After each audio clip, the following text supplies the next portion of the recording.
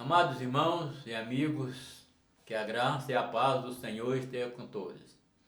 É um prazer estar mais uma vez aqui para juntos refletir na palavra do Senhor. E eu quero convidar todos vocês para prestar atenção no que vamos refletir nesta noite na palavra do Senhor, no Salmo 46, verso de 1 a 11. E o tema da nossa reflexão desta noite, ou desse momento, é sobre Deus é o nosso refúgio. E o próprio Salmo já nos fala isso, já nos indica o tema que nós estamos aqui para refletir sobre ele. Então veja bem, vamos estar acompanhando a leitura da palavra que diz o seguinte: Deus é o nosso refúgio e a nossa fortaleza, auxílio sempre presente na adversidade. Por isso não teremos, ainda que a terra e os montes fundem no coração do mar. Ainda que estrondem as águas turbulentas e os montes sejam sacudidos pela sua fúria.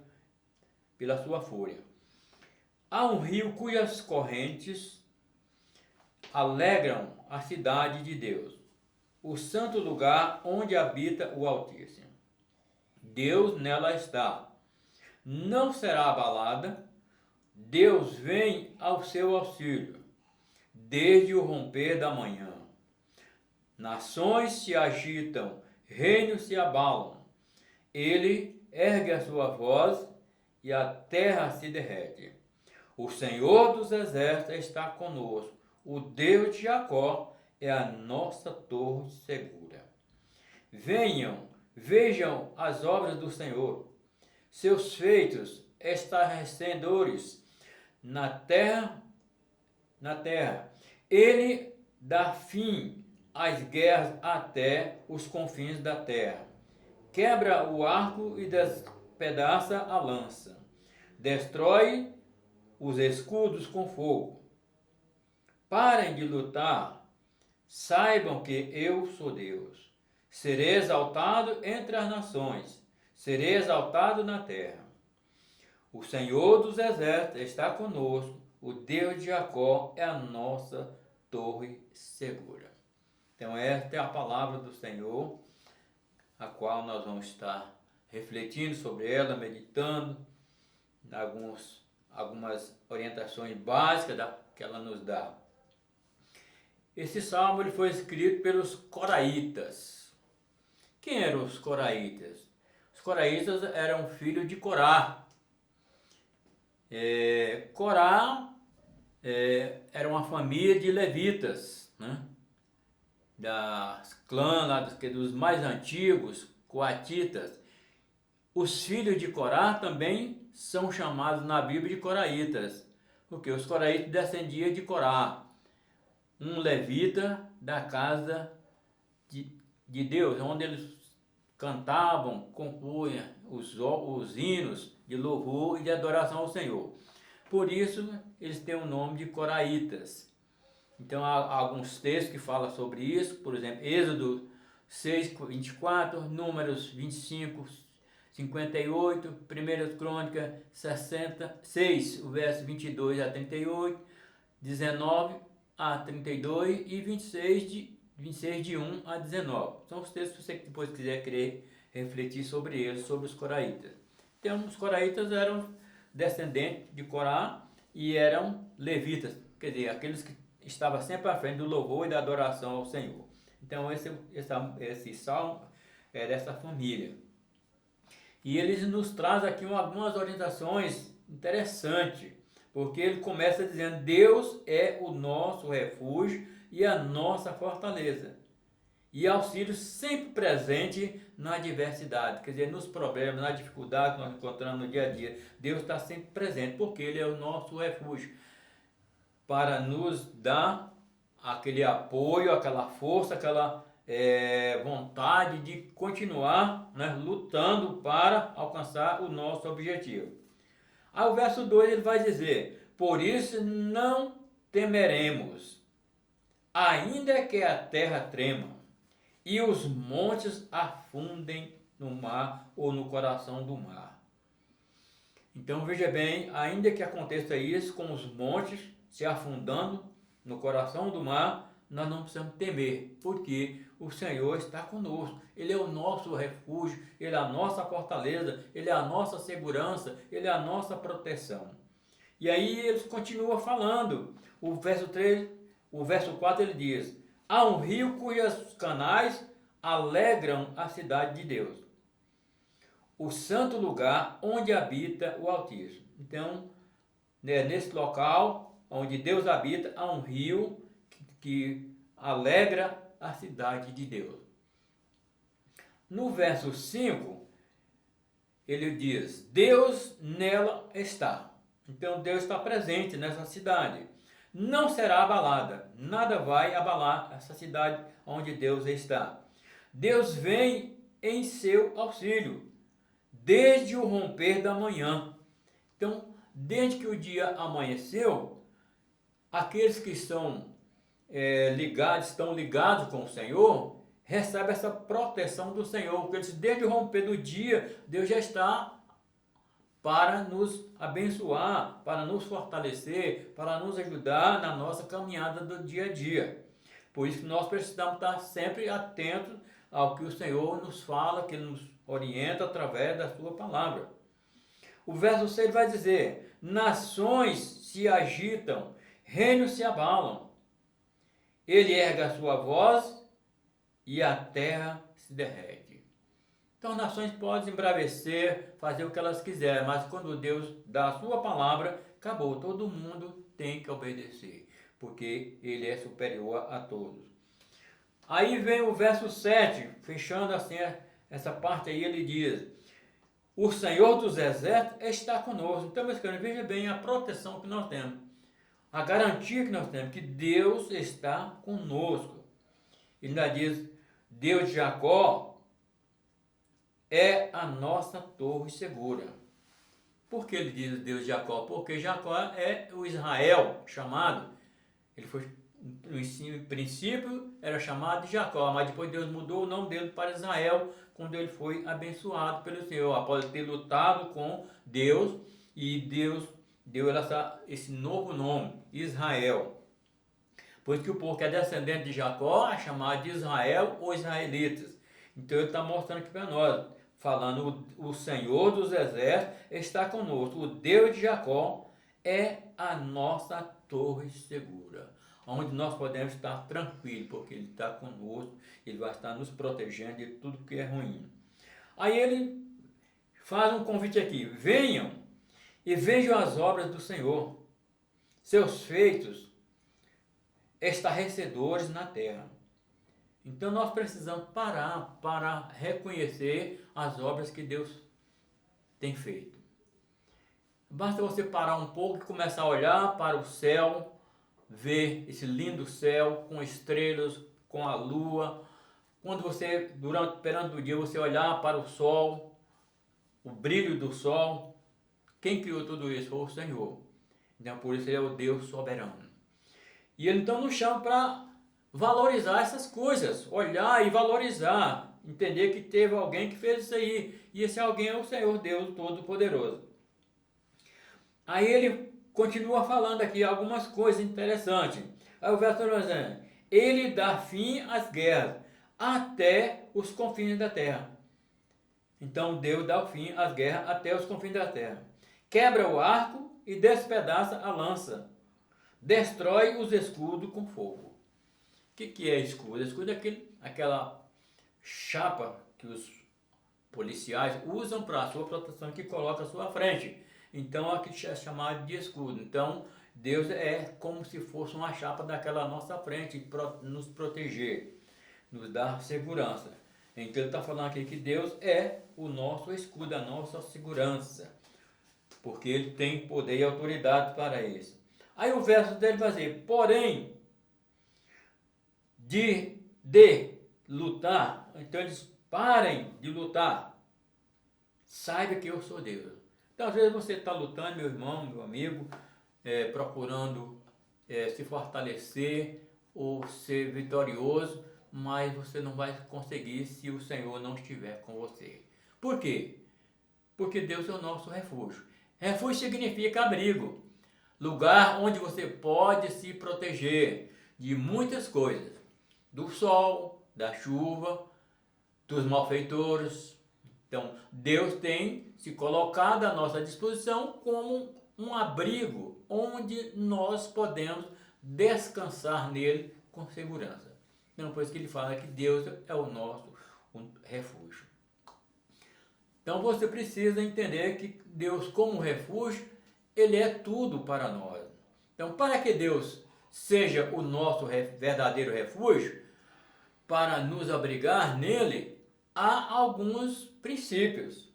Não é de qualquer maneira que nós vamos refugiar em Deus. Há alguns princípios que vai nortear para que nós possamos, então, saber que Deus está sendo o nosso refúgio. Primeira coisa, é você crer, né, que nós temos que crer que Ele é o nosso refúgio. E que nós precisamos querer também. Então nós precisamos querer refugiar nele. Porque Deus está à nossa disposição. Mas se eu não quero me refugiar nele, não quero compromisso com ele, então Deus não vai me abrigar. Por quê? Ele tem os seus métodos de trabalho, de usar, de nos proteger. Então, para você refugiar em Deus, há esses princípios. Conforme Mateus 16, 24, né, fala sobre isso. Então Jesus disse aos seus discípulos: se alguém quiser acompanhar-me, negue-se a si mesmo, tome a sua cruz e siga-me. Então, se você quiser, então para você refugiar em Deus, você precisa querer. Se você quer, você vai pedir para Deus: Deus, eu quero me refugiar em Ti, Senhor. Eu quero que o Senhor seja o meu escudo. Eu quero que seja a minha proteção. Aí Deus vai te abrigar. O que Jesus disse: se os discípulos quiserem acompanhar, então toma a sua cruz e segue.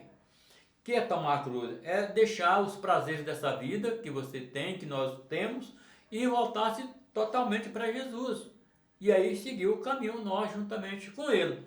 Por isso que Deus é o nosso refúgio e a nossa fortaleza, quando nós decidimos andar com Ele.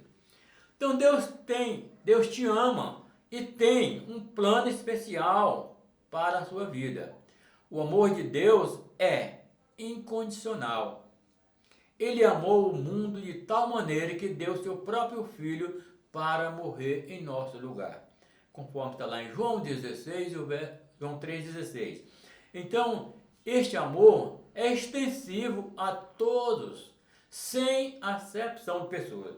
Então, Deus não faz acepção de pessoas. Quando Ele mandou Jesus vir a esse mundo, Ele mandou Jesus vir para fazer um sacrifício em favor de toda a humanidade. Mas nem todos reconheceu na época de Jesus e ainda hoje não reconhece que Jesus veio para essa finalidade, para nos abrigar no Pai. E por isso muitos não querem compromisso com Deus. E aí vai perder de se refugiar em Deus ou de ter o amparo ou a proteção do Senhor. Então, este amor é extensivo, né, a todos, sem acepção de pessoas. Porque Deus não faz acepção de pessoas. O próprio Senhor Jesus disse: eu vim para que tenham vida e a tenham em abundância. Uma vida completa e com propósito. Essa é a vida abundante, uma vida completa e com propósito. Como ele fala lá em João 10, né?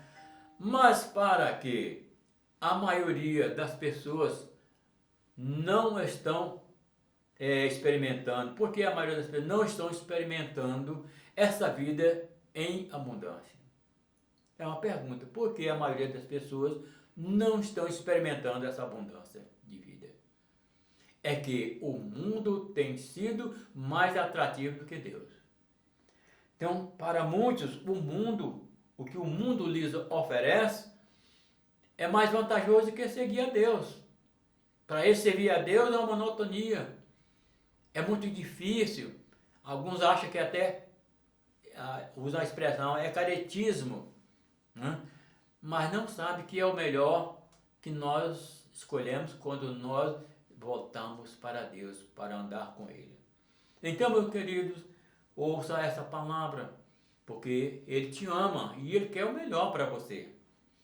Mas aí vai depender de você querer receber o melhor de Deus. Segundo princípio, o homem precisa afastar do pecado e voltar para Deus, pois ele está afastado da glória de Deus e precisa de se refugiar em Deus. Romanos 3 fala isso, porque todos pecaram e destituídos estão da glória de Deus. Então, se você está afastado da glória de Deus, se você não tem um compromisso ainda com Deus, então você precisa de voltar para Ele enquanto há tempo, enquanto há a oportunidade. E em Isaías 55:6, Deus faz um convite, dizendo: buscai ao Senhor enquanto se pode achar. Buscai ao Senhor enquanto se pode achar. Por que enquanto se pode achar? Porque agora é o tempo da graça. Quer dizer, o tempo que as pessoas estão tendo a oportunidade para voltar para Deus e buscar ao Senhor. Porque vai haver um tempo aí que não vai haver mais oportunidade das pessoas ouvir a palavra do Senhor. Então o tempo é agora. Então você aproveita essa oportunidade e busca o Senhor enquanto se pode achar. E no verso 7 diz: deixa o ímpio o seu caminho e se converta ao Senhor, que se compadecerá dele. Torne para o nosso Deus, porque é grandioso em perdoar. Então veja bem o convite. Deixa o ímpio. Quem é o ímpio? Quem é o ímpio, pastor? Ímpio é aquela pessoa que não tem um compromisso com Deus. A Bíblia chama de ímpio, porque ele vive na impiedade, do pecado, fazendo as coisas erradas. Então é chamado de ímpio. Então, o conselho da palavra do Senhor, ali, Isaías falando no verso 7, deixa o ímpio o seu caminho, se converta ao Senhor, que se compadecerá dele, torne para o nosso Deus, porque é grandioso em perdoar. Enquanto o ser humano não se converter ao Senhor, ele não poderá se refugiar em Deus. Deus não abriga pecado. Então Deus não abriga o pecado, porque Ele é puro, Ele não dá oportunidade para o pecado reinar com Ele, de forma alguma, porque Ele é poderoso e Ele não tolera o pecado. Então, meus queridos, o homem foi criado por Deus para ter um relacionamento perfeito com Deus e se refugiar nele. Mas por quê? Por causa da sua desobediência e rebeldia, ele escolheu seguir o seu próprio caminho e o seu relacionamento foi interrompido com Deus. Então, por isso que você precisa se refugiar em Deus, porque o homem está afastado da glória de Deus. Ele precisa de voltar para Deus, se ele quiser entrar no reino do céu, se ele quiser ser protegido por Deus. Ele precisa de voltar-se para o Senhor e refugiar nele, como diz aí o texto da palavra. O homem não quis mais o conselho de Deus. Então veja bem que Deus tem sempre dado o conselho através da sua palavra. Mas o homem não quis mais o conselho de Deus. E procurou seguir o seu destino, como ele quer e deseja. E é o que diz aí em Provérbios, no capítulo 1, verso 30. Que eles não quiseram o meu conselho e fizeram pouco caso da minha advertência. As pessoas que não aceitam o conselho de Deus não têm como se refugiar em Deus. Deus é na hora e na hora do aperto ou daquela dificuldade que ele vai recorrer a Deus na sua angústia, Deus não vai atender. Mas sabe o que vai acontecer? Deus vai rir do seu desespero. Está lá em Provérbios, no capítulo 1, verso 26. Nós vamos ler esse texto para você ficar mais inteirado, como Deus fala aqui em Provérbios, no capítulo 1, e o verso 26. Veja bem o que ele vai dizer aqui, ó. 26. Eu de minha parte vou rir-me da sua desgraça. Zombarei quando o que temem se abater sobre vocês. Por que Deus vai rir? Porque primeiro ele deu o conselho. A pessoa não quis atender o conselho de Deus. Agora vem o aperto, vem a miséria, vem a peste sobre ele vai recorrer a Deus e Deus não vai ouvir. Ele disse, eu vou rir de vocês, porque eu dei o meu conselho e vocês não quiseram. É o que ele está dizendo aqui. Eu de minha parte vou rir-me da sua desgraça. Zombarei quando o que temem se abater sobre vocês. Não quer o conselho de Deus? Então ele vai se ver com seus próprios conselhos. Mas na hora do aperto ele não vai poder contar com Deus, com o apoio do Senhor, com a proteção do Senhor. Não, porque ele não aceitou o conselho de Deus. Há muitos que estão vivendo assim, fora dos propósitos de Deus. Deus está aconselhando através da sua palavra, chamando, vinde a mim todos vós, estáis cansados e oprimidos, mas quanto mais a palavra é pregada, quanto mais a palavra é ensinada, quanto mais convite, mais a pessoa se afasta de Deus. Então, essas pessoas vão ter uma decepção muito grande, porque quando eles quiserem buscar a Deus, Deus vai estar rindo deles no momento que eles mais precisar do Senhor, ele não vai poder contar com a ajuda do Senhor. O homem está procurando alcançar a Deus através dos seus próprios esforços. Vida reta, boas obras, religião, filosofia, etc. Mas nada disso vai lhe fazer encontrar com Deus. Esse encontro só será possível através de Jesus. Ele disse, eu sou o caminho, a verdade e a vida, e ninguém vem ao Pai se não for por mim. Está lá em João 14, verso 6. Então não adianta ele procurar em outros meios encontrar com Deus, porque ele não vai encontrar. Só no final, no juízo final, aí ele vai encontrar com Deus. Para ser punido. Os que já receberam Jesus como Senhor e Salvador, para receber a glória eterna. Mas aqueles que não receberam Jesus como Senhor e Salvador, para ser punidos. Como diz a própria palavra do Senhor. Está lá em 2 Coríntios, capítulo 5, verso 10. Ele fala, porque importa que todos compareçam perante o tribunal de Deus para prestar conta do que tiver feito por meio do corpo, ou bem ou mal. Então vai prestar contas ao Senhor. Por isso que Deus está se colocando como um refúgio, como uma fortaleza para as pessoas. Terceiro princípio, para que se possa refugiar em Deus, a solução é Jesus Cristo. Se você quer o amparo ou a proteção de Deus, Jesus é o caminho. Por meio dele você pode conhecer e experimentar o grande amor e o plano de Deus para a sua vida. Então, além de Deus te amar, ele tem um plano especial para a sua vida. Mas aí vai depender de você buscar a Deus, voltar-se para Jesus. Então, venha a Cristo, porque ele está esperando por você. A cada dia ele está esperando que você volte dos maus caminhos e venha para ele, como diz lá em Isaías, deixa eu ir para o seu caminho e volto para o nosso Deus. Então, volte para Deus enquanto há tempo. E você vai poder contar com o refúgio em Deus. Deus tem dado prova do seu amor para conosco, pelo fato de Cristo ter morrido por nós, ainda que quando éramos pecadores, inveterados, ele deu essa prova. Jesus morreu por nós, conforme está lá em Romanos 5, verso 8. Mas o mais importante é que Jesus ressuscitou e está vivo à destra do Pai, intercedendo por nós. 1 João fala sobre isso, né? Que ele está à destra do Pai, está intercedendo por nós. Então esta é a prova de que ele está vivo. Então, meu querido, Deus tem algo especial para a sua vida. Mas aí cabe a você tomar a iniciativa de buscá-lo enquanto há tempo, enquanto é dia, enquanto há oportunidade.